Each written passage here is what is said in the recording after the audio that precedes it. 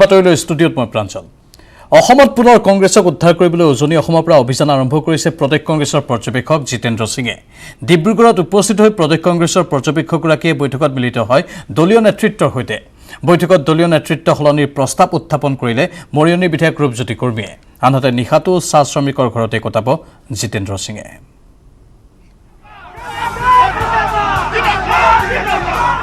উজনিৰ পৰা কংগ্ৰেছৰ নিৰ্বাচনী ৰণদংকা। টাৰ্গেট চাহ শ্ৰমিকৰ ভোট। বিশাল বাইক ৰেলীৰে আদৰণি জিতেন্দ্ৰ সিঙক। ৰাজ্যৰ বিধানসভা নিৰ্বাচনলৈ মাজত কেইমাহমানহে বাকী। তেনে সময়তে নিযুক্ত হৈছে অসম প্ৰদেশ কংগ্ৰেছৰ নতুন তত্ত্বাৱধায়ক জিতেন্দ্ৰ সিং। দায়িত্বভাৰ লোৱাৰ পাছতেই 1 নৱেম্বৰৰ পৰা জিতেন্দ্ৰ সিঙৰ প্ৰথমটো অসম ভ্ৰমণ। आज मेरी पहली विजिट है। अच्छा। और हमने डिब्रूगढ़ जो T tribe area upper Assam से शुरू करा है। अच्छा। और आप देख रहे हैं किस तरह का माहौल है, जिस तरह का दुशासन भारतीय जनता पार्टी ने आसाम के अंदर किया है, उसको आज उसका बिगुल बच गया है और वो खत्म होने वाला है। এইবাৰ গুৱাহাটী নহয়, উজনিৰ ডিব্ৰুগড়ৰ পৰা নতুন তত্ত্বাৱধায়কৰ যাত্ৰা আৰম্ভ। উজনিৰ পৰা কংগ্ৰেছৰ 2021 বিধানসভা নিৰ্বাচনৰ ৰণদংকা বজালে জিতেন্দ্ৰ সিঙে। লক্ষ্য চাহ শ্ৰমিকৰ ভোটেৰে উজনিত কংগ্ৰেছৰ পুৰণি গৰিমা ঘূৰাই অনা।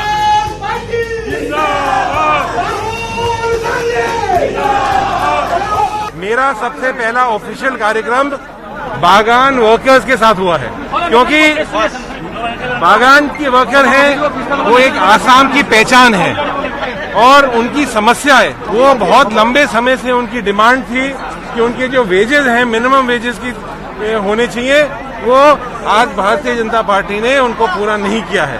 उनकी स्कूल पूरी नहीं करी है, उनकी जेब में पैसा डालकर वोट खरीदने का काम कर रहे हैं ये। तो आज हम रात को गरीब बागान वर्कर के घर के अंदर मैं खुद रुकूंगा उनकी समस्या जानने के लिए। मुझे आज इस मीटिंग के अंदर एक व्यक्ति ने कहा कि आप सिर्फ सब जब जान सकते हैं जब आप घर आएंगे। मैंने कहा घर नहीं आऊंगा, मैं रात को वहीं रुकूंगा और उनकी समस्या महसूस करूंगा, सिर्फ जानूंगा नहीं, मैं महसूस करूंगा। और उनकी जो समस्या है वो वादा करती है कांग्रेस पार्टी कि वो हम पूरी ही करेंगे। ডিব্ৰুগড়ত উপস্থিত হোৱাৰ লগে লগে কংগ্ৰেছ কৰ্মীসকলে বিপুল আদৰণি জনাই কংগ্ৰেছৰ ৰাষ্ট্ৰীয় নেতাগৰাকী। ঢোলবাদন, ঝুমুৰ, বিহু নাচ গীতেৰে আদৰণি জনোৱা হ'ল জিতেন্দ্ৰ সিঙক। ইফালে চাহ শ্ৰমিক নেতাসকলৰ সৈতে অনুষ্ঠিত চিন্তন বৈঠকত চাহ জনগোষ্ঠী তথা আদিবাসীসকলৰ সমস্যা আৰু আগন্তুক নিৰ্বাচনত ল'বলগীয়া ভূমিকা সন্দৰ্ভতো আলোচনা কৰা হয়। কেমেৰাত দীনেশৰ সৈতে Thomas Buragohain, news 18 Assam north east. 20 lakh পৰিয়ালৰ অভিশাপত দুৰ্ঘটনাত পতিত হ'ব প্ৰদেশ কংগ্ৰেছৰ সভাপতি ৰিপুণ বৰা। মন্ত্ৰী হিমন্ত বিশ্ব শৰ্মাই ৰিপুণ বৰা সন্দৰ্ভত কৰিছিল এই অশোভনীয় মন্তব্য। কিন্তু মন্ত্ৰী হিমন্ত বিশ্বৰ এই বাক্যবাণৰ পিছতো গা নজ্বলিল এজনো কংগ্ৰেছী নেতা বিধায়কৰ। 20 লাখৰ অভিশাপত দুৰ্ঘটনা ঘটিব ৰিপুণ বৰা বুলি কোৱাৰ পাছতো কিয় তেওঁলোক মৌন হৈ থাকিল তাক লৈ প্ৰশ্ন উত্থাপন হৈছে।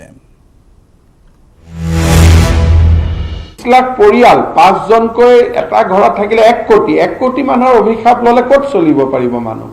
গাড়ী এক্সিডেণ্ট হৈ যাব। আৰু এইবিলাক কথা ক'লে হাইকোৰ্ট এটাকেতো এক্সিডেণ্ট হৈ যাব মানুহৰ অভিশাপ লৈ ললে। 20 লাখ পৰিয়ালৰ অভিশাপে এপিচিচিৰ সভাপতি ৰিপুণ বৰাক দুৰ্ঘটনাৰ মুখলৈ ঠেলি দিব। মন্ত্ৰী হিমন্ত বিশ্ব শৰ্মাই এনে সাংঘাতিক অশোভনীয় মন্তব্য কৰাৰ পিছতো গা নজ্বলিল কোনো এজন কংগ্ৰেছী নেতা বিধায়কৰ। মিয়া মিউজিয়ামৰ ৰাজনীতিত দপদপাই থকা কংগ্ৰেছ নেতাৰ অভাৱ নাই, কিন্তু প্ৰদেশ কংগ্ৰেছৰ সভাপতিক অশোভনীয় মন্তব্যৰে আক্ৰমণ কৰাৰ পিছতো প্ৰতিক্ৰিয়াহীন দলীয় সতীৰ্থ। দীৰ্ঘদিন বিসংবাদত জুৰুলা হৈ থকা কংগ্ৰেছ দলত ক্ৰমাৎ অকলশৰীয়া নেকি দলীয় সভাপতি? যদিও এই নেতৃত্বই থাকে ক'ৰবাত অকণমান আমি পিছুৱাই ৰম, কিন্তু মই জনাত ইমানো আমি পিছুৱাব নালাগে। কিন্তু নেতৃত্ব সলনি হোৱাটো মই ক'ৰবাত আহ্বান কৰিছো। ইফালে মন্ত্ৰী হিমন্তই কঠোৰ বাক্যবাণেৰে ৰিপুণ বৰাক উভতি ধৰাৰ পিছত দেওবাৰে এইদৰে প্ৰত্যুত্তৰ দিয়াৰ চেষ্টা কৰিলে ৰিপুণ বৰাই। তেওঁ এটা ভুল ব্যাখ্যা দিছে ৰাইজৰ আগত যে মই এই আঁচনিটো বিৰোধিতা কৰিছোঁ, সেইকাৰণে মোৰ ওপৰত খাও লাগিব। সেইটো নহয়, আঁচনি আমি ক'তো বিৰোধিতা কৰা নাই। আমি কৈছোঁ যে এই আঁচনিত টকাৰ পৰিমাণ বৰ কম হৈছে। আমাৰ অসমীয়া মহিলাৰ মূল্য 830 টকা নহয়, আৰু আজিৰ যুগত 830 টকাৰ একো নহয়। আমি সেইকাৰণে কৈছিলোঁ যে বিজেপিয়ে 830 টকা দিছে আৰু আমাৰ কংগ্ৰেছৰ চৰকাৰ আহিলে আমি ন্যায় আঁচনিৰ যোগেদি মহিলাসকলক মাহেকত 7500 টকাকৈ দিম। এতিয়া মহিলাসকলে মোক কিহৰ কাৰণে অভিশাপ দিব? মোক ভালহে পাব। Bureau report, news 18 Assam north east. 2021 বিধায়ক শ্বেৰমান আলীক জেললৈ পঠিওৱাৰ 100% গেৰাণ্টিৰে প্ৰচাৰ আৰম্ভ কৰিছে মন্ত্ৰী হিমন্ত বিশ্বই। ইপিনে শ্বেৰমানে যদি অপৰাধ কৰিছে এতিয়াই জেললৈ নিক্ষেপ নকৰে কিয় বুলি প্ৰশ্ন কৰিলে কংগ্ৰেছী বিধায়ক জাকিৰ হুছেইন সিকদাৰে।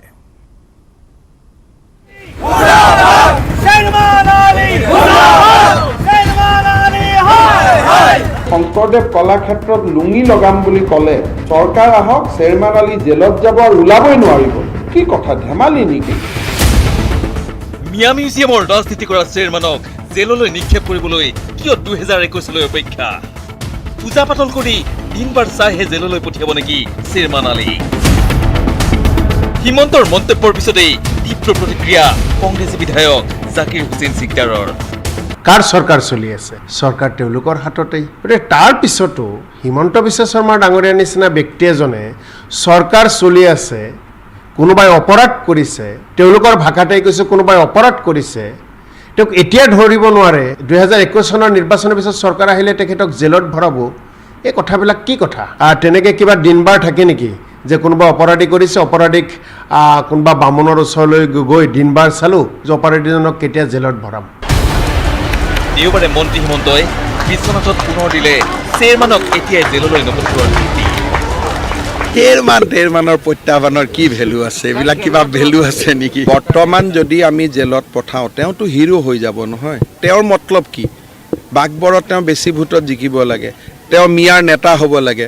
মই যদি এতিয়া তেওঁক জেলত দি দিওঁ তাৰমানে এনেকুৱা হ'ব যেন বিজেপিয়ে তেওঁ বিচৰা কামটো কৰিছে, গতিকে তেওঁ বিচৰা কামটো মই নকৰোঁ, এনেকৈ তেওঁক জেলত দিম যাতে সোনকালে ওলাব নোৱাৰে। 100%। মন্ত্ৰী হিমন্তৰ ঘোষণাত ক্ষুব্ধ জাকিৰ হুছেইনে দাবী কৰিলে শ্বেৰমানে কোনো অপৰাধ কৰা নাই। বিজেপিৰ দৃষ্টিত যদি অপৰাধ কৰিছে তেন্তে এতিয়াই শ্বেৰমানক জেললৈ প্ৰেৰণ কৰক। শ্বেৰমান আলী ডাঙৰীয়াই যিখিনি কথা কৈছে তাত মইতো অপৰাধমূলক কোনো কথা দেখা নাই। ধৰি ল'লোঁ হিমন্ত বিশ্ব শৰ্মা আৰু বিজেপিৰ মতে এইটো অপৰাধ, তেনেহ'লে আজিয়ে তেওঁক জেলত ভৰাব লাগে। তেনেকৈ কিবা দিনবাৰ থাকে নেকি যে কোনোবা অপৰাধী কৰিছে, অপৰাধীক কোনোবা বামুণৰ ওচৰলৈ গৈ দিনবাৰ চালোঁ যে অপৰাধীজনক কেতিয়া জেলত ভৰাম? এইদৰে বিজেপি চৰকাৰ আৰু হিমন্ত বিশ্ব শৰ্মাক সমালোচনাৰে থকা হৰকা কৰি বিধায়ক জাকিৰ হুছেইনে কৰিলে এক ভৱিষ্যতবাণী। জাকিৰৰ মতে 5 মাহ পিছত মহাবিস্ফোৰণ হ'ব অসমত। মহাবিস্ফোৰণত চেডেলি ভেদেলি হ'ব বিজেপি। এই মহাবিস্ফোৰণৰ পিছতেই ৰাইজে হেনো সমস্বৰে চিঞৰিব, বিজেপি হটাও, অসম বচাও। অসমৰ ৰাইজে সদল বল ওলাই আহিব আৰু সকলোৱে একেমুখে ক'ব, বিজেপি হটাও, অসম বাচাও। অসমৰ ৰাইজে জানুৱাৰী ফেব্ৰুৱাৰীৰ পৰা একেবাৰে উচ্চস্বৰে ক'ব, বিজেপিক হটাও, অসম বাচাও। সকলো ক্ষেত্ৰতে মানুহে আজি যন্ত্ৰণা ভোগ কৰি আছে, মূল্যবৃদ্ধিৰ পৰা আৰম্ভ কৰি সকলো ক্ষেত্ৰত যন্ত্ৰণা ভোগ কৰি আছে, আৰু এই চৰকাৰখনে অসমৰ মানুহক কেতিয়াও শান্তিত থাকিব নিদিয়ে। ৰঙাপাৰাৰ পৰা ধনেশ্বৰ কলিতা আৰু বিশ্বনাথৰ পৰা তুষাৰ হাজৰিকাৰ সহযোগত Biju Kumar Deka, news 18 Assam north east. মিয়া ৰাজনীতিয়ে অসমৰ সমাজ জীৱনক অধিক ক্ষতি কৰিব। মিয়া ৰাজনীতিক লৈ অসন্তুষ্টি প্ৰকাশ কৰি এই মন্তব্য প্ৰাক্তন মুখ্যমন্ত্ৰী প্ৰফুল্ল কুমাৰ মহন্তৰ। অসুস্থ হৈ চিকিৎসালয়ত সময় কটালেও ৰাজ্যৰ ৰাজনীতিৰ ওপৰত চোকা দৃষ্টি ৰাখিছিল প্ৰফুল্ল কুমাৰ মহন্তৰ লগতে তৰুণ গগৈয়েও। কোভিড-19ৰ জটিল সময়। এই কোভিডৰ সময়তে অসমৰ দুয়োগৰাকী প্ৰাক্তন মুখ্যমন্ত্ৰী তৰুণ গগৈ আৰু প্ৰফুল্ল কুমাৰ মহন্ত অসুস্থ হৈছিল। কোভিডত আক্ৰান্ত হৈছিল তৰুণ গগৈ, আনহাতে হৃদৰোগত আক্ৰান্ত হৈছিল প্ৰফুল্ল কুমাৰ মহন্ত। সম্প্ৰতি দুয়োজনেই সুস্থ হৈ উভতিছে দিছপুৰ বিধায়কৰ চৰকাৰী বাসগৃহলৈ। চিকিৎসালয়ত থাকিলেও ৰাজ্যৰ ৰাজনীতিৰ ওপৰত চোকা নজৰ ৰাখিছিল দুয়োজন নেতাই। দীৰ্ঘ সময়ৰ মূৰত নিউজ 18ৰ হোৱা সাক্ষাৎকাৰত প্ৰফুল্ল কুমাৰ মহন্তই ৰাজ্যবাসীক ধন্যবাদ জ্ঞাপন কৰে। এতিয়া তাত যথেষ্টখিনি মই ভাল পাইছোঁ। গগৈ ডাঙৰীয়াৰ বিষয়ে মই খবৰ লৈ আছোঁ বা অসমৰ সাম্প্ৰতিক ৰাজনীতিৰ বিষয়ে খবৰ পাই আছোঁ। ৰাজনীতিটো এটা পজিটিভ দিশত আগবাঢ়িলে ভাল হয় আৰু গগৈ ডাঙৰীয়াৰ মই আশীৰ্বাদ কামনা কৰিছোঁ। শেহতীয়াকৈ চৰ্চিত প্ৰসংগতো তীব্ৰ অসন্তুষ্টি ব্যক্ত কৰিলে প্ৰাক্তন মুখ্যমন্ত্ৰীগৰাকীয়ে। মানে অসমৰ বিভিন্ন জনগোষ্ঠীক, বিভিন্ন ধৰ্মীয় লোকক একলগ কৰি পেলাই আগবাঢ়ি যোৱাৰ প্ৰয়াস কৰিব লাগিছিল আৰু সেইটো নকৰি কেৱল সাম্প্ৰদায়িক ৰাজনীতিৰ আকৌ ক্ষমতা দখল কৰিবৰ কাৰণে কিছুমান আগবাঢ়ি আহিছে, যিটো আটাইতকৈ অস্বাস্থ্যকৰ কথা অসমৰ কাৰণে। আৰু মই ভাবোঁ যে সেইটোৰ পৰা শুভসম্পন্ন শুভভাৱাপন্ন ৰাজনৈতিক দলবিলাক আঁতৰি থাকিব। প্ৰায় এমাহ বিৰতিৰ মূৰত মঙলবাৰে বৰহমপুৰ সমষ্টিলৈ যাব সমষ্টিৰ বিধায়ক প্ৰফুল্ল কুমাৰ মহন্ত। দুদিনমান পিছত মই নিজৰ সমষ্টিতে ৰাইজক লগ পাব যাম। আৰু অসমৰ অন্যান্য ঠাইত বিভিন্ন মানুহৰ ঠাইৰ পৰা যোগাযোগ কৰি আছে যে অসমৰ ভৱিষ্যত কি হ'ব, অসমৰ ভৱিষ্যত ৰাজনীতিত আমি কোনফালে থাকিম। গতিকে তেওঁলোকক মই আহ্বান জনাইছোঁ ঐক্যবদ্ধভাৱে থাকি সামগ্ৰিকভাৱে অসমৰ উন্নতি আৰু প্ৰগতিৰ অংশীদাৰ হ'বৰ কাৰণে। কেমেৰা পাৰ্চন হিতেশ ডেকাৰ সৈতে Bipul Barman, news 18 Assam north east. আনফালে চতুলৈ ছমাহ থাকোঁতে বিহুৰ পিঠাৰ ভাগ কৰিলে ৰাজনৈতিক নেতাই। অংক মাষ্টৰ হৈ ইজনৰ পিছত সিজন ৰাজনৈতিক নেতাই কৰি দেখুৱালে 2021 আসনৰ সমীকৰণ।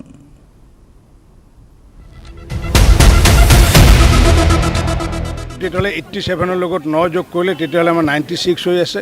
আৰু সেই 7টা চিট পালে আমি 103টা আসনৰে আগন্তুক দিনত বিজেপি নেতৃত্বাধীন আমি চৰকাৰ গঠন কৰিব পাৰিম। ৰাজনীতিৰ অংক 21ৰ নিৰ্বাচনত কোনে পাব কিমান আসন? চতুলৈ ছমাহ থাকোঁতেই বিহুৰ পিঠাৰ ভাগ কৰিলে ৰাজনৈতিক নেতাই। ইজনৰ পিছত সিজন ৰাজনৈতিক নেতাৰ মুখত আসনৰ অংক। প্ৰথমে শুনক বিজেপি সভাপতি ৰঞ্জিত দাসৰ আসনৰ অংক। মিছন 100ৰ লক্ষ্য লোৱা বিজেপিক 103খন আসনৰ হিচাপে দি দিলে সভাপতিগৰাকীয়ে। আগন্তুক দিনত আমাৰ সৰুপথাৰ, গোলাঘাট, নাজিৰা, মৰিয়নি, শিৱসাগৰ, লগতে ডুমডুমা, উত্তৰ অঞ্চলৰ নাওবৈচা আৰু বৰাক ভেলীৰ আপোনাৰ লক্ষীপুৰ চিটটো দিব। আৰু সেই 9টা যদি আমি যোগ কৰোঁ তেতিয়াহ'লে 87ৰ লগত 9 যোগ কৰিলে তেতিয়াহ'লে আমাৰ 96 হৈ আছে। আৰু 7টা আমি চিট পৰিকল্পনা আমি কৰিছোঁ, ৰাজহুৱা কৰা নাই। আৰু সেই 7টা চিট পালে আমি 103টা আসনৰে আগন্তুক দিনত বিজেপি নেতৃত্বাধীন আমি চৰকাৰ গঠন কৰিব পাৰিম। একেটা অংককে নিজৰ ভাগে কৰিলে কংগ্ৰেছ নেতা ৰকিবুল হুছেইনে। ৰকিবুলৰ মতে বিজেপিৰ মিছন 100 ঠিকেই থাকিব, কিন্তু যোগ বিয়োগতহে হ'ব খেলি মেলি। 126টা সমষ্টিৰ 100 বাদ দি 26খনহে পাব বিজেপিয়ে। তেওঁলোকৰ 100 হ'ব, খালি সেই যোগটোৰ জেগাত বিয়োগ 100 বিয়োগ হ'ব, তেওঁলোকৰ যোগৰ জেগাত বিয়োগ হ'ব 126 বিয়োগ 100 মাইনাছ এতিয়ালৈকে প্লাছ মাইনাছ 26 হৈ আছে। এই 26টো মাইনাছ কৰিবৰ কাৰণে মোৰ বন্ধুজনে ঘূৰি ফুৰিছে আৰু 26তকৈ কমত পেলাব পাৰে নেকি। তেওঁতো জানেই আৰু কেইটামান ইফালটো হোৱাটো পাৰ্গতেই আৰু। লগতে ৰকিবুলে অংক কৰি দেখুৱালে আমগুৰিত কংগ্ৰেছ প্ৰাৰ্থী অংকিতা দত্তৰ বিজয়ৰ সমীকৰণ। ৰেকৰ্ড ভোটত অংকিতা দত্ত জিকিব, এতিয়াতো জিকিবই, এতিয়াওতো বহু ভোটত জিকিব। সেইটো হৈ গ'লে ৰেকৰ্ড ভোটত প্ৰথমে শুনিব, মাইকত কয় নহয় 126টা সমষ্টিৰ ভিতৰত প্ৰথম নিৰ্বাচন ঘোষণা আমগুৰি সমষ্টিৰ পৰা কংগ্ৰেছ প্ৰাৰ্থী অংকিতা দত্তই ৰেকৰ্ড সংখ্যক ভোটত ইমান ভোটত বিজয়ী হ'ল। কংগ্ৰেছ বিজেপিৰ মুখত 100খন আসনৰ কথা, পিছে কি হ'ব অগপ বিজেপি মিত্ৰজোঁটৰ আসনৰ সংখ্যা? অগপ বিধায়ক পবিন্দ্ৰ ডেকাই দিলে তাৰ সমাধান। অগপ বিজেপি মিত্ৰজোঁটে হেনো লাভ কৰিব মাত্ৰ 25খনহে আসন। নৃত্য কৰি থাকিব লাগিব মন্ত্ৰী অতুল বৰা, কেশৱ মহন্ত, ফণী ফুকনে। মই কৈছোঁ তেওঁলোকে অসমত তেওঁলোকে নিৰ্বাচনত নৃত্য কৰিব লাগিব। তেওঁলোকে নৃত্য আৰম্ভ কৰিছে, নৃত্য কৰি থাকিব। অসম গণ পৰিষদ নৃত্যৰ জৰিয়তে খুব বেছি 25খনমান আসন পাব পাৰে অসমত। Bureau report, news 18 Assam north east. সময় হৈছে বাণিজ্যিক বিৰতিৰ, সোনকালে উভতি আহিম। নিউজ ফ্লাছ আগবঢ়াইছে অজন্তা শ্বুজ। এইটো সপ্তাহৰ দাদাৰ পছন্দ অজন্তা শ্বুজ। স্ট্ৰং মানে জানেনে মাইথন, স্ট্ৰং মানে মাইথন নিৰ্মাণৰ মানদণ্ড।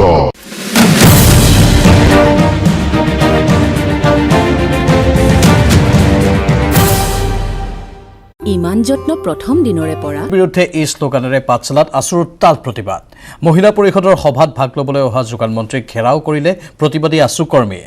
ডিচেম্বৰতহে মূল্য নিয়ন্ত্ৰণলৈ আহিব বুলি আশ্বাস ফণীভূষণ চৌধুৰীৰ।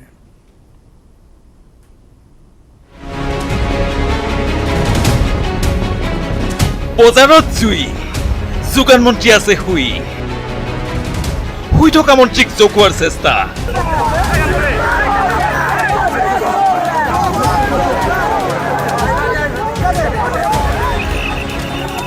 ঘৰৰ পৰা ওলাল মন্ত্ৰী ফণী, পাতত লাগিল শনি, আছুৱে লগালে পাতত বিঘিনি। পাঠশালাৰ দৃশ্য এয়া। অকপৰ মহিলা পৰিষদৰ কাৰ্যসূচীত ভাগ ল'বলৈ ৰাওনা হৈছিল যোগান মন্ত্ৰীগৰাকী। মূল্যবৃদ্ধি নিয়ন্ত্ৰণৰ ক্ষেত্ৰত কেতকুট নকৰা মন্ত্ৰীগৰাকীক দায়িত্বৰ প্ৰতি সচেতন কৰিবলৈ এইদৰেই আছুৱে ল'লে ঘেৰাও কাৰ্যসূচী। যে বজাৰত বস্তুৰ জুই চাই দাম, তেনেস্থলত আমাৰ অসম চৰকাৰ আৰু যোগান বিভাগ চূড়ান্তৰূপে ব্যৰ্থ। তাৰ প্ৰতিবাদত আজি আমি পাঠশালা আঞ্চলিক ছাত্ৰ সন্থাই পাঠশালাৰ মাজমজিয়াত আমি মন্ত্ৰী ফণীভূষণ চৌধুৰী আমি ঘেৰাও কৰোঁ আৰু লগতে তেখেতক আমি সকীয়াই দিওঁ যে এই যি বস্তুৰ জুই চাই দাম অতি শীঘ্ৰে কম কৰক। তাৰ বাবে আমি পাঠশালা আঞ্চলিক ছাত্ৰ সন্থাই আমি তেখেতক ঘেৰাও কৰি আমি আজি কাৰ্যসূচী ৰূপায়ণ কৰোঁ। পিছে মূল্যবৃদ্ধিৰ প্ৰতিবাদত অভ্যস্ত হৈ অহা মন্ত্ৰী ফণীভূষণক প্ৰতিবাদে কি জ্বলাব? নাও বুৰিলেও ডিঙৰ পৰা ননমা মন্ত্ৰী ফণীভূষণ গাড়ীৰ পৰাও নানামিলে। আছুৰ প্ৰতিবাদ তল পেলাবলৈ সমৰ্থকে দিলে অগপ জিন্দাবাদ ধ্বনি।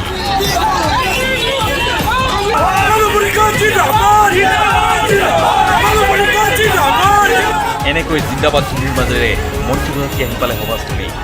পিছে মিটিঙৰ পিছত মন্ত্ৰীয়ে ক'লে ডিচেম্বৰ মাহতহে মূল্য নিয়ন্ত্ৰণলৈ আহিব, অৰ্থাৎ গোটেই নৱেম্বৰ মাহটো ৰাজ্যবাসীয়ে বজাৰৰ জুইত চলিবলৈ সাজু থাকিব লাগিব। আলু পিঁয়াজৰ মূল্যবৃদ্ধি হৈছে, সেইটো আমিও মানিছোঁ আৰু আমি চৰকাৰে এই ক্ষেত্ৰত ব্যৱস্থা গ্ৰহণ কৰিছোঁ। এতিয়া যেতিয়া নাচিকত বা ইন্দোৰত বা ৰাজস্থানত যেতিয়া মূল্যবৃদ্ধি হ'ব, তেতিয়া ডেফিনেটলি আমাৰ ইয়াতো মূল্যবৃদ্ধি হ'ব। নাই ৰাইজে স্বাভাৱিক, মই ভাবোঁ ডিচেম্বৰৰ পিছত পৰিস্থিতি স্বাভাৱিক হ'ব। পাঠশালাৰ পৰা Dhrubajyoti Talukdar, news 18 Assam north east. আত্মসমৰ্পণ কৰিব JW কেলেংকাৰীত জড়িত গ্লোবেল এডুলাইটৰ স্বত্বাধিকাৰী ভাৰ্গৱ ডেকাই। আজি কিছু সময়ৰ পাছত আত্মসমৰ্পণ কৰাৰ সম্ভাৱনা আছে। ক্ৰমাৎ দীঘলীয়া হৈছে JW পৰীক্ষাৰ কেলেংকাৰীৰ তালিকা। তদন্ত আগবঢ়াবলৈ নি স্তম্ভিত মহানগৰ আৰক্ষী। প্ৰথমে চাওক এই ব্যক্তিগৰাকীলৈ। নাম ভাৰ্গৱ ডেকা। JW কেলেংকাৰীৰ মাষ্টাৰ মাইণ্ড ভাৰ্গৱ ডেকা। গ্লোবেল এডুলাইটৰো স্বত্বাধিকাৰী ভাৰ্গৱ ডেকা। 2 নম্বৰী কায়দাৰে মেডিকেল আৰু ইঞ্জিনিয়াৰিঙত নামভৰ্তি কৰোৱা চক্ৰৰ মাষ্টাৰ মাইণ্ড ভাৰ্গৱ ডেকা সম্প্ৰতি পলাতক। তেওঁক আমি এৰেষ্ট কৰিবলৈ চেষ্টা কৰি আছোঁ আৰু যিসকল পলাতক আছে তেওঁলোকক গ্ৰেপ্তাৰ কৰিবৰ কাৰণে আমাৰ চেষ্টা চলি আছে আৰু আমি খুব সম্ভৱ সোনকালে তেওঁলোকক গ্ৰেপ্তাৰ কৰিম। আৰক্ষীৰ সন্দেহ বিদেশত আত্মগোপন ভাৰ্গৱৰ। একেদৰে কেৱল নীল নক্ষত্ৰই নহয়, অসম তথা উত্তৰ পূবৰ বহু ছাত্ৰ ছাত্ৰীক একেই 2 নম্বৰী কায়দাৰে ভাৰ্গৱ এণ্ড কোম্পানীয়ে উত্তীৰ্ণ কৰোৱাৰ সন্দেহ প্ৰকাশ কৰিছে আৰক্ষীয়ে। লাখ লাখ টকাৰ বিনিময়ত ধনী ঘৰৰ শিক্ষাৰ্থীক NITৰ লগতে বহু নাম থকা প্ৰতিষ্ঠানত নামভৰ্তিৰ সুবিধা কৰি দিয়ে ভাৰ্গৱ ডেকাৰ গ্লোবেল এডুলাইটে। শেহতীয়াকৈ আৰক্ষীৰ হাতত তেনে একাংশ ধন দি পৰীক্ষাত বহা মেধাৱী ছাত্ৰৰ তালিকা হাতত পৰিছে। অৱশ্যে ইয়াক প্ৰমাণ কৰিবৰ বাবে আৰক্ষীক এতিয়া প্ৰয়োজন গেম প্লেনাৰ ভাৰ্গৱ ডেকাক। অৱশ্যে ভাৰ্গৱ ডেকাৰ কোনো সন্ধান উলিয়াব নোৱাৰা আৰক্ষীয়ে শনিবাৰে গ্ৰেপ্তাৰ কৰে গ্লোবেল এডুলাইটৰ কাউন্সিলৰ কাকলি ভুজৰ বৰুৱাক। কাকলিৰ পৰিয়ালৰ দাবী, গ্লোবেল এডুলাইটৰ কৰ্মচাৰীহে কাকলি, সমগ্ৰ কেলেংকাৰীৰ মাষ্টাৰ মাইণ্ড ভাৰ্গৱ ডেকা। বৰ্তমান আত্মগোপন কৰি থকা ভাৰ্গৱ ডেকাই বেংগালুৰুত পঢ়ি থকা সময়তেই অসমৰ ছাত্ৰ ছাত্ৰীক বহিৰাজ্যৰ শৈক্ষিক প্ৰতিষ্ঠানত নামভৰ্তিৰ নামত দালালি আৰম্ভ কৰিছিল। তাৰ পিছতেই গুৱাহাটীলৈ আহি আমবাৰীত আৰ্য নামেৰে এটা কনচালটেঞ্চি খুলি বহু পৰীক্ষাৰ্থীৰ পৰা সংগ্ৰহ কৰিছিল লাখ লাখ টকা। পিছত সেই কনচালটেঞ্চিটো গ্লোবেল এডুলাইট নামেৰে নামাকৰণ কৰি মেডিকেল আৰু ইঞ্জিনিয়াৰিঙৰ প্ৰৱেশ পৰীক্ষাত বৃহৎ জালিয়াতি কৰি আহিছিল ভাৰ্গৱ ডেকাই। কেমেৰা পাৰ্চন প্ৰভাস সিঙৰ সৈতে Bhaskar Jyoti Hazarika, news 18 Assam north east.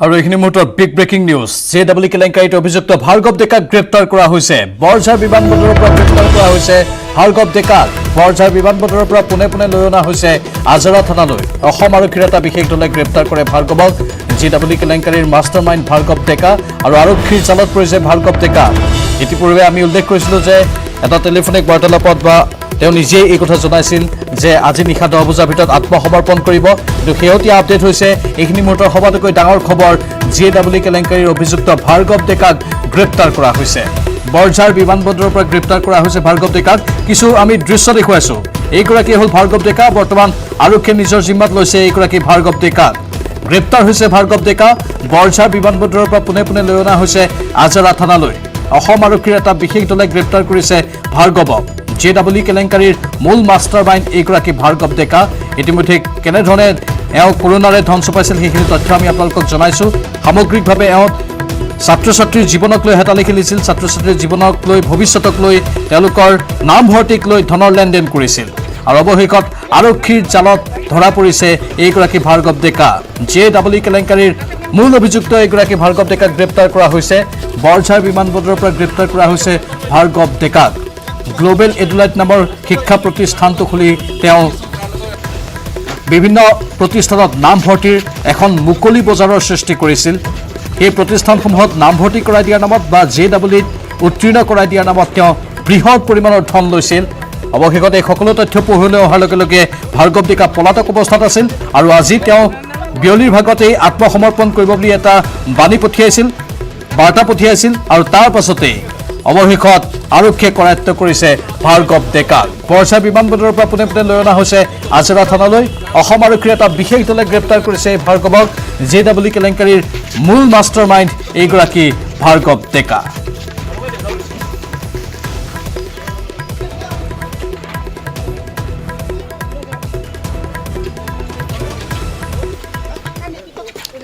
বাতৰিত পুনৰ সময় হৈছে বাণিজ্যিক বিৰতিৰ নিউজ ফ্ল্যাশ আগবঢ়াইছে অজন্তা শুজ এইটো সপ্তাহৰ দাদাৰ পছন্দ অজন্তা শুজ স্ট্ৰং মানে জানেনে মাইথন স্ট্ৰং মানে মাইথন নিৰ্মাণৰ মানদণ্ড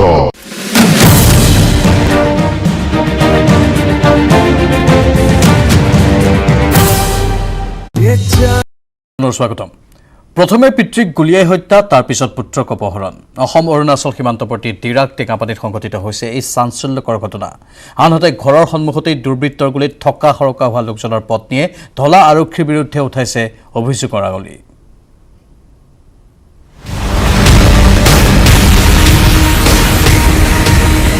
ৰক্ষক নে ভক্ষ ধলা আৰক্ষীৰ বিৰুদ্ধে হত্যা আৰু অপহৰণৰ অভিযোগ পুলিচে হয় আসাম পুলিচ অসম অৰুণাচল সীমান্তৰ ডিৰাক টেঙাপানীত চাঞ্চল্যকৰ ঘটনা নিশা ঘৰতেই গুলীয়াই হত্যা এজন ব্যক্তি পিতৃক হত্যা কৰি অপহৰণ কৰি নিলে পুত্ৰ ধলা আৰক্ষীৰ বিৰুদ্ধে পৰিয়ালৰ অভিযোগৰ আঙুলি পুলিচে হয় আসাম পুলিচ অৰুণাচলৰ নামচাইৰ টেঙাপানী নতুন গাঁও নিজ বাসগৃহৰ সন্মুখতেই পৰি আছে এটা মৃতদেহ নিহত লোকজনৰ নাম প্ৰশান্ত বৰা 10-12জনীয়া এটা দলে নিশা ঘৰতেই গুলীয়াই হত্যা কৰিলে প্ৰশান্ত বৰা নামৰ লোকজনক পিতৃক হত্যা কৰি অপহৰণ কৰি নিলে পুত্ৰ উজ্জ্বল বৰা অৰুণাচলত বাস কৰা পৰিয়ালটোৰ ওপৰত কিয় এই আক্ৰমণ সংঘটিত হ'ল সেয়া জানিব পৰা হোৱা নাই যদিও নিহত প্ৰশান্ত বৰাৰ পত্নীয়ে আনিছে ভয়ংকৰ অভিযোগ ধলা আৰক্ষী হেনো সংঘটিত কৰিছে এই হত্যাকাণ্ড মানুহজনে মাত বুলি কোৱা দেখি মানুহজনে ওলাই আহিলে ওলাই অহাৰ লগে লগে দৰ্জা মুখতে গুলীয়ে কৰি দিলে পুলিচে হয় আসাম পুলিচ অৰুণাচলৰ নহয় যিকেইটা আছে চব এয়া নামচাই ডিষ্ট্ৰিক্টে আছে নামচাই থানাতে এতিয়াও আমি দেখুৱাই দিব পাৰোঁ নামচাই থানাতে আছে গুলীচালনা কৰা আৰক্ষীৰ লোকজনক চিনাক্ত কৰিব পাৰিব বুলিও দাবী তুলিলে নিহত প্ৰশান্ত বৰাৰ পত্নীয়ে চাইন মাৰিব লাগে বুলি মাতিলে বুলি কওঁ কিবা চাইন এটা মাৰিব লাগে বুলি মাতিলে বাহিৰলৈ চাইন মাৰিবৰ কাৰণে ওলাই আহোঁতে কোৱা নাই দৰ্জা মুখত ওলালে তাৰপিছত ডাইৰেক্ট চুৰ কৰি দিছে মই দেখিছিলোঁ কৰ হয় পুলিচ কেইটা গম পাইছে আগতে হাঁহ কাটি দেখিছিলোঁ সেইটো ধলা হয় ইফালে ঘটনাৰ কেইঘণ্টামান পিছতেই নামচাই আৰক্ষীয়ে উদ্ধাৰ কৰে অপহৃত উজ্জ্বল বৰা ডিগবৈৰ পৰা Rina Kakati Gogoi news 18 Assam north east পাণ দোকানত কেৱল পানী নহয়, লাভ কৰিব কিতাপ পঢ়াৰো সুবিধা। কিতাপৰ প্ৰতি আকৃষ্ট হোৱাৰ উদ্দেশ্যে এটা NGO গ্ৰহণ কৰিছে বিশেষ পদক্ষেপ। কিন্তু ক'ত এই ব্যতিক্ৰমী প্ৰচেষ্টা?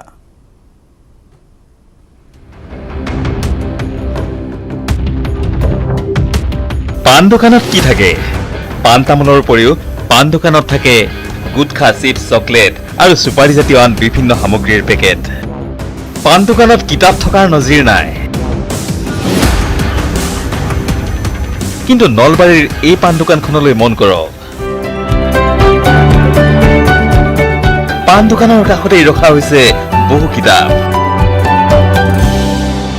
নলবাৰীত মেণ্ডেলা বুলি পৰিচিত বীৰেন দাসৰ এই পাণ দোকানখনত উৎসাহ নামৰ NGOয়ে স্থাপন কৰিছে এটা পুথিভঁৰাল।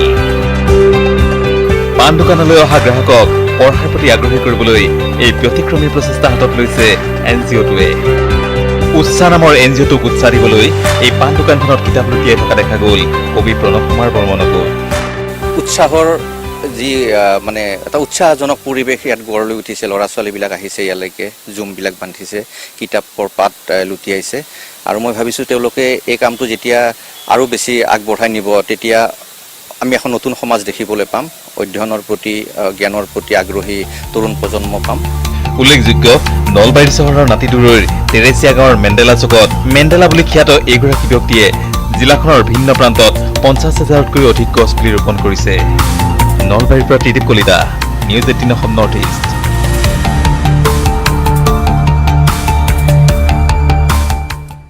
কাজিৰঙা ৰাষ্ট্ৰীয় উদ্যানত পুনৰ উখল মাখল পৰিৱেশ। হাতী ছাফাৰী মুকলিৰ দিনাই ৰাষ্ট্ৰীয় উদ্যানখনত দেখা গ'ল পৰ্যটকৰ ভিৰ।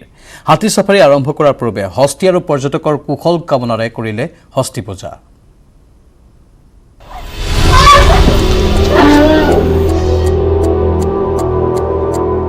কাজিৰঙাত পৰ্যটকৰ বাবে মুকলি হ'ল হাতী ছাফাৰী। পৰ্যটকৰ দল পিঠিত লৈ কাজিৰঙাত আকৌ দেখা গ'ল হাতীৰ সফৰ। হাতী ছাফাৰীৰ প্ৰথম দিনাই কাজিৰঙাত দেখা গ'ল পৰ্যটকৰ ভিৰ। হাতী ছাফাৰী আৰম্ভ কৰাৰ পূৰ্বে পৰম্পৰা অনুসৰি হাতী আৰু পৰ্যটকৰ কুশল কামনাৰে হস্তী পূজাত ভাগ ল'লে মাউসকলে। কোভিড প্ৰটকল মানি কহৰা বনাঞ্চলৰ মিহিমুখত ৰাইডিং টাৱাৰত নাৰিকল ভাঙি মুকলি কৰে DFO ৰমেশ গগৈয়ে।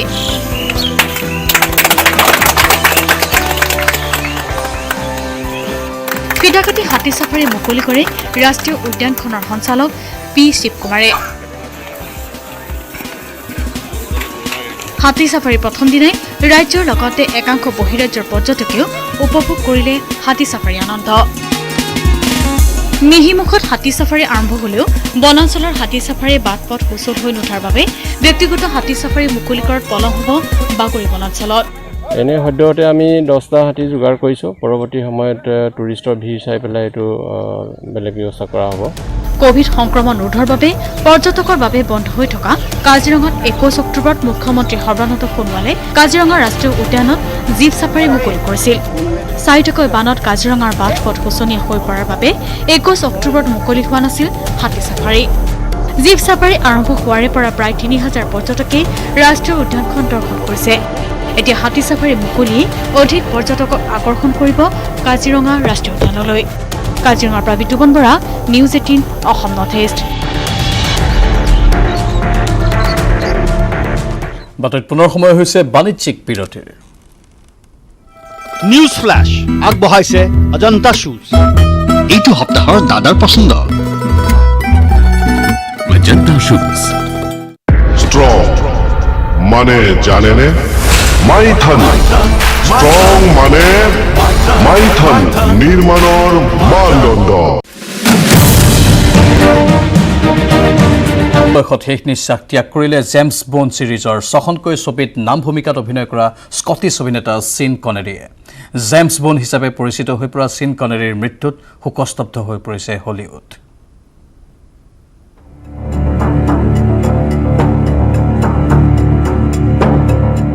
Bond, James bond. James bond বুলি ক'লেই মনলৈ আহে স্কটিছ অভিনেতা চিন কনেৰীৰ ছবি। জেমছ বণ্ড ছিৰিজৰ প্ৰথমগৰাকী বণ্ড চিন কনেৰীৰ দেহাৱসান। 90 বছৰ বয়সত শেষ নিশ্বাস ত্যাগ কৰিলে স্কটিছ অভিনেতা চিন কনেৰীয়ে 1962 চনত ইয়ন প্ৰডাকশ্যনৰ ডক্টৰ নোৰে আৰম্ভ হৈছিল সিক্ৰেট এজেণ্ট জেমছ বণ্ডৰ যাত্ৰা I'll fire. No, you won't. Throw down. From Russia with Love, Goldfinger, Thunderball, You Only Live Twice, Diamonds Are Forever, Never Say Never Again, ইখনৰ পিছত সিখনকৈ একেটা চৰিত্ৰত সবাৰকৈ অভিনয় কৰি জনমানসত জেমছ বণ্ড হিচাপে পৰিচিত হৈ পৰিল চিন কনেৰী কেৱল বণ্ডৰ চৰিত্ৰতে নহয় 1963 চনত হলিউডত ভৰি দিয়া অভিনেতা প্ৰযোজক চিন কনেৰীয়ে অভিনয় কৰি গ'ল 2006 চন পৰ্যন্ত নাটকৰ চিনেমাত আগবঢ়োৱা অৱদানৰ বাবে 2000 চনত চিন কনেৰীক ৰাণী এলিজাবেথ দ্বিতীয় প্ৰদান কৰে নাইট সন্মান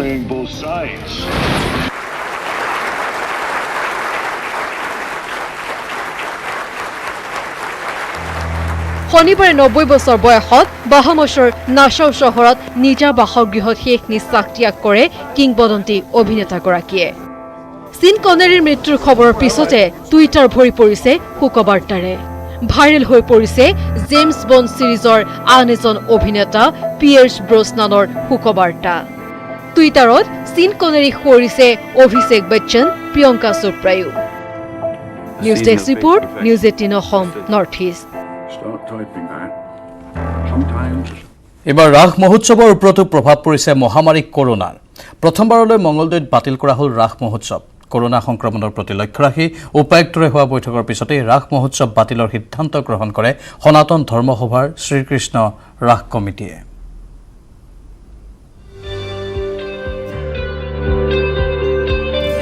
প্ৰথমবাৰৰ বাবে মঙলদৈত বাতিল হ'ল শ্ৰী শ্ৰীকৃষ্ণৰ ৰাস মহোৎসৱ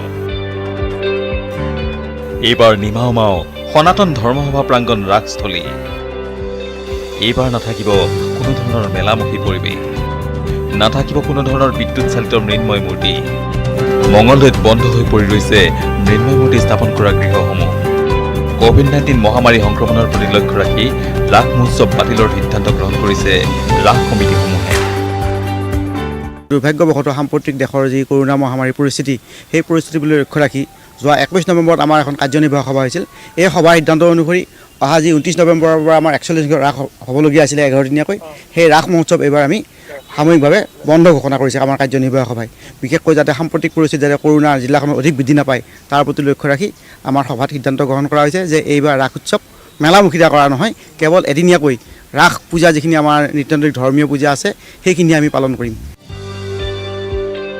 সনাতন ধৰ্মসভাৰ ৰাস সমিতি আৰু দৰং জিলাৰ উপায়ুক্ত দিলীপ কুমাৰ বৰাৰ সৈতে হোৱা আলোচনাত এই সিদ্ধান্ত গ্ৰহণ কৰা হয় উল্লেখযোগ্য পূৰ্বে ৰাস মহোৎসৱৰ প্ৰায় দুমাহ আগৰ পৰাই মহোৎসৱৰ প্ৰস্তুতিৰে উখল মাখল হৈ আহিছে মঙলদৈ জিলাখন কিন্তু এইবাৰ প্ৰথমবাৰলৈ স্থবিৰ হৈ ৰ'ল এই ৰাস মহোৎসৱৰ আয়োজন মঙলদৈৰ পৰা Nabajyoti Mahanta news 18 Assam north east দুবৰীৰ দলিচাত নিয়ৰ মুকুতামণিয়ে প্ৰভাতী সূৰজৰ প্ৰভাতী কিৰণ পাই হাঁহিছে হৈমন্তিক বতাহজাকে লৈ আহিছে শীতৰ শিহৰণ পথাৰ সোণোৱালী হোৱা এই ঋতুৰ সন্ধিক্ষণত দেশ বিদেশৰ পৰা আগমন ঘটিছে অলেখ পৰিভ্ৰমী পক্ষীৰ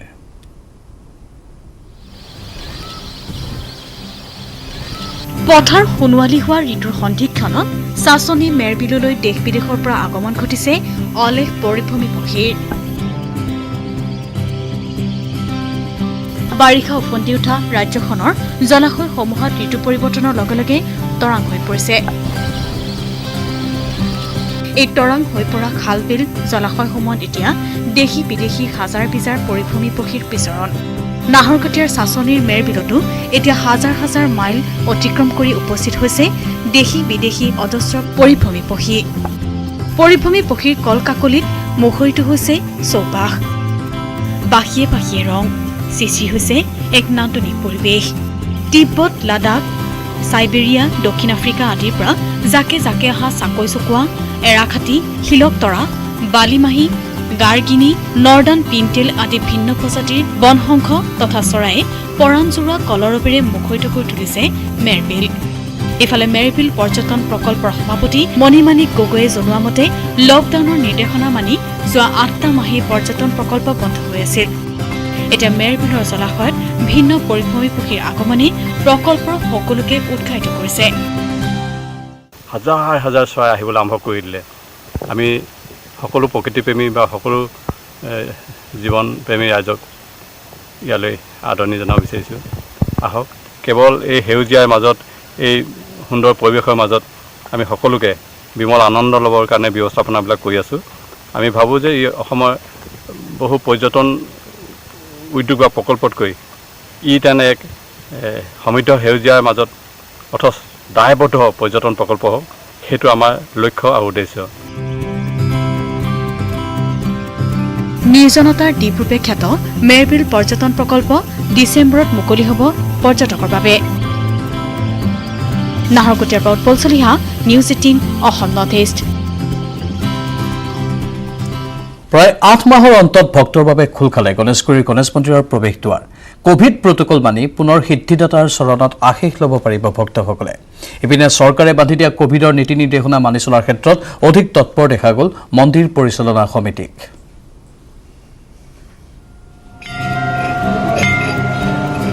8 মাহ 8 দিন পিছত খোল খালে গণেশ মন্দিৰ। কোভিডৰ নীতি নিৰ্দেশনাৰ মাজেৰে খুলিল গণেশ মন্দিৰ। দেশত কোভিডৰ ভয়ংকৰ সংক্ৰমণৰ বাবে বিগত 7 মাহতকৈ অধিক সময় বন্ধ হৈ আছিল মঠ মন্দিৰসমূহ। লাহে লাহে সংক্ৰমণৰ হাৰ হ্ৰাস পোৱাৰ লগে লগে খোলা আৰম্ভ হৈছে ধৰ্মীয় উপাসনাস্থলীসমূহ।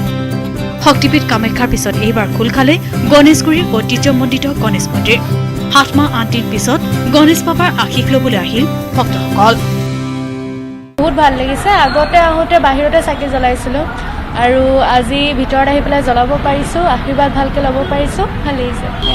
ভাল লাগিছে যাতে আগন্তুক দিনবোৰ আমাৰ কৰোণা মহামাৰীৰ নিচিনা সংকটৰ পৰা আমাক মুক্ত কৰিব পাৰে, সেইকাৰণে ভগৱানৰ ওচৰত প্ৰাৰ্থনা জনাব আহিছোঁ। মন্দিৰ খুলিলেও মন্দিৰ পৰিচালনা সমিতিয়ে কোভিডৰ নীতি নিৰ্দেশনাৰ ওপৰত বিশেষভাৱে গুৰুত্ব প্ৰদান কৰিছে। মন্দিৰত প্ৰৱেশ কৰাৰ লগে লগে ভক্তসকলক চেনিটাইজেশ্যন কৰাৰ লগতে জোখা হ'ব উষ্ণতা। এবাৰত 10জনহে ভক্তক মন্দিৰৰ ভিতৰত প্ৰৱেশ কৰিবলৈ অনুমতি প্ৰদান কৰা হৈছে। চেনিটাইজাৰ কৰা হৈছে, মাস্ক পিন্ধি আহিব দিয়া হৈছে ৰাইজক, আৰু আপোনাৰ টেম্পাৰেচাৰটো চেক কৰিছোঁ, তাৰপিছত আমি ভিতৰলৈ যাব দিছোঁ। 10জনৰ বেছি দিয়া নাই, 10জন হৈ যোৱাৰ পিছত আকৌ নেক্সট। উল্লেখযোগ্য যে কোভিডসৃষ্ট পৰিৱেশৰ বাবে গণেশ পূজাও এইবাৰ সীমিত পৰিসৰে উদযাপন কৰিছিল মন্দিৰ পৰিচালনা সমিতিয়ে। কেমেৰা পাৰ্চন হিতেশ ডেকাৰ সহযোগত Hirakjyoti Malakar, news 18 Assam north east. আপুনি এগিলাচ পানীৰ খাই থৈ দিয়া আধা অংশৰ কথা কেতিয়াবা ভাবেনে? গৰ্বিতা আৰু তেওঁৰ বন্ধুসকলে অতি গুৰুত্ব সহকাৰে চিন্তা কৰিলে আপুনি মই আধা খাই এৰা পানী গিলাচৰ কথা।